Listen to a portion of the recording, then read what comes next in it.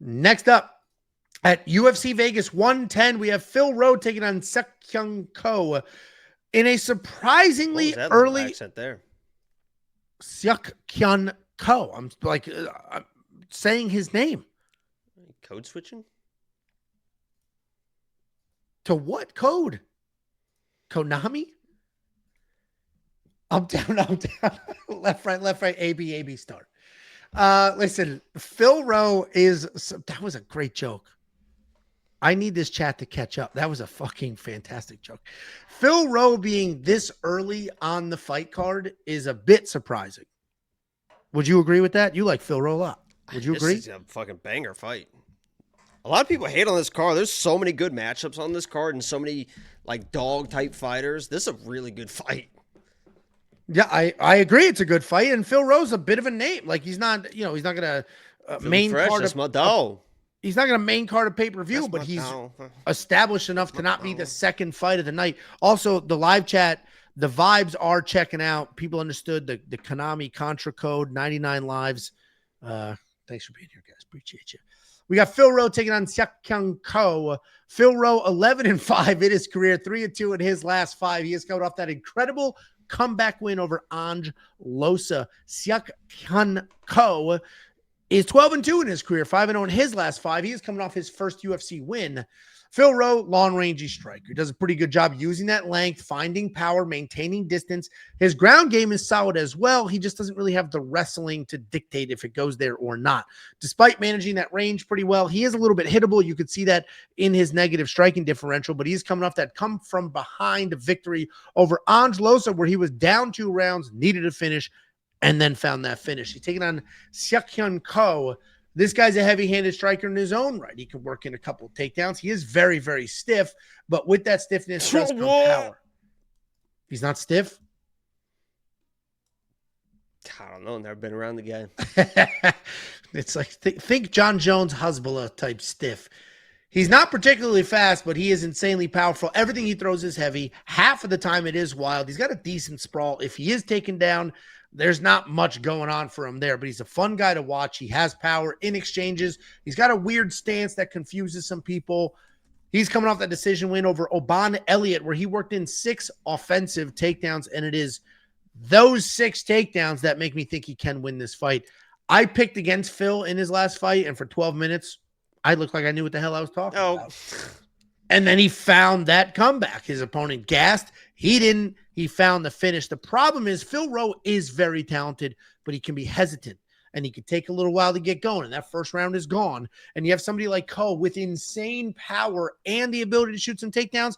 I think it makes Phil even more hesitant. So Ko is going to be the pick here. He's not a guy that you can fully rely on because his stance is a little weird, and he does get a little crazy, and Phil Rowe has shown us on more than one occasion he can win a fight while being behind on the scorecard. So Ko is going to be the pick. The odds feel a little too wide for me against somebody as established as Phil Rowe. What do you think, Jacoby?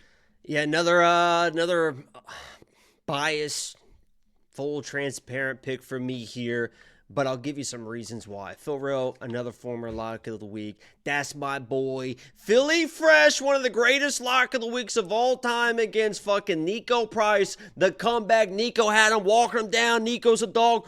Boom, sticks to left hand. Boom, boom, boom. And we go absolutely fucking insane. One of my favorite lock of the weeks of all time. But his striking is just that. When he lands on people, there's something about him and David Onama as well on this card that they just fucking stick people. Like, their boxing is so fucking just tight and just fucking, like, just on point. It feels like they just fucking stick people when they hit him. And Phil Rowe, when he finally starts going downhill, is I think one of the scariest people in this fucking division. How accurate he is and how he can just fucking stick people with this range as he's walking you down. If he gets you hurt, it's a very terrifying thing if you're on the other end of that. But as you mentioned, sometimes it just keeps him, or takes him a little bit just to kind of get flowing in a fight. The Neil Magny fight, it's like, just don't clinch with this guy, and you're going to win. It's stick, stick, stick. And then the clinch, you hate seeing that. But in this matchup, with Ko's stance and how hittable he can be, he relies a lot on just head movement with that karate hands low a little bit. And when you're against a long guy that can keep that pressure and catch you on the end of a punch, Ko's been knocked out before. I think both his losses are knockouts, and maybe in the first and maybe another second round, something like that. Phil, when he touches people, he fucking hurts people, and his grappling's underrated. He can't get taken down, but he works hard on the ground. And I put a tweet out a couple weeks ago of like the biggest dogs in each division, and I put Phil Rowe in this division. People are like, Phil Rowe. I'm telling you, Phil Rowe is a fucking dog. He doesn't look like it early sometimes. He's making his reads, but when push comes to shove, you saw that in the Angelosa fight, had success in the second round, got knocked down, almost finished, came out that third round, got it done. Same thing with the Nico Price. He's an absolute fucking dog. I got to take my boy Philly Fresh here, and I think he win by knockout. Yeah, I mean, I agree with him being a dog. I don't think he wins this fight, but I agree with him being a dog because he's not a traditional dog like a Nate Landwehr where he's just like crazy, but he's a dog in that he will not quit on himself. He's not a bitch. He's not a bitch. Yeah, exactly. It does not matter what those scorecards are. He will continue to try to win that fight.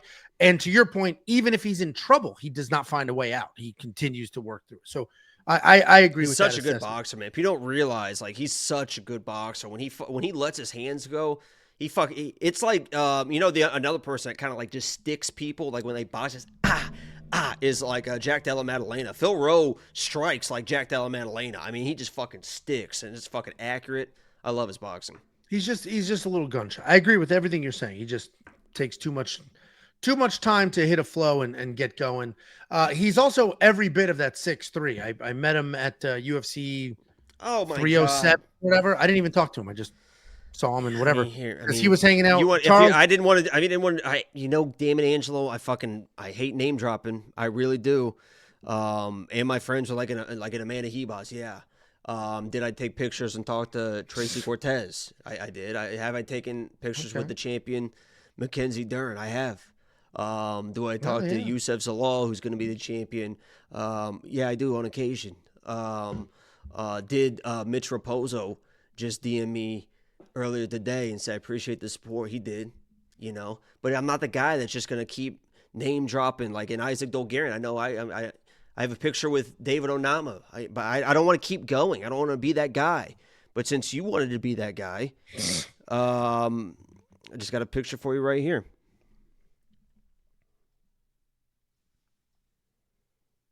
That's me and Philly Fresh. Same type, same height too. There you go. Was he sitting? Same height. He was sitting. Yeah, because I was talking to Charles Johnson. He came over to talk to Charles Johnson. I was like, fuck, he is tall. This was at the end. This was at the right after the main event there, and fucking where was this one? This was in Tampa. Yeah, so that was fucking yep. That was the end of the main card there, and what a night. That looked like a fun night. Listen, 8,800 in DraftKings Fantasy for Ko, 7'4". 7,400 in DraftKings Fantasy for Phil Rowe. I mean, if you guys are convinced, as Jacob is, that Phil Rowe could find a finish here, then yeah, $7,400 is worth it. He did it in his last fight. Personally, I think Ko may be worth the money, not because I think he'll finish Phil, but if he works in those 6 takedowns and he gets his hands going, if he gets a knockdown and a handful of takedowns, that's worth why does your camera like refuses to focus? Crazy. I mean, let me fucking fix technology. I don't know what to do, Angelo. Mine focuses. What do you have? A Logitech, whatever the hell? Dude, that smile, the unfocused smile is crazy. It's just like, yeah, like, does it look? Oh, again, Jesus, dude, what a day that was. No, I had fucking blinked during the fucking when I took it. I don't know. It's fucking Mackenzie Dern. It's like, what am I supposed to do? Yeah. Oh, she's got a beautiful smile. Thank you.